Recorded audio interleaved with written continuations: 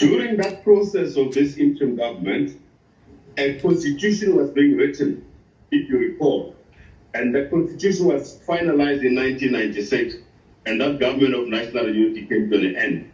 The National Party left the government, but fortunately the IFP stayed on. So you had the government basically of the ANC and the Inkatha Freedom Party. Context is different now. Right. What we have now is not a transitional government. It's an attempt at trying to form a government because the elections were not decisive. No party was big enough to form a government on its own.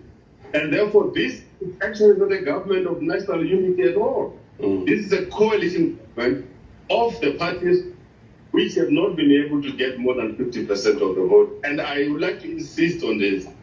Conceptually, this is not a government of national unity we're talking about. We're talking about a coalition of parties to form a government. And I think that's very important. Is a GNU a Faustian pact? It's the question, sir, you asked on X. Faustian, my understanding is that it's basically something that is done for present gain without regard of future cost or consequence. What's your concern, sir? I want to emphasize once again that conceptually we're not dealing with a government of national unity here. We're dealing with a coalition of parties to try and form a government. The danger that we have here is the following, and I thought I should make this point. When you have so many parties coming together to form a government, the question is then what happens of the distinction between the executive and the legislature?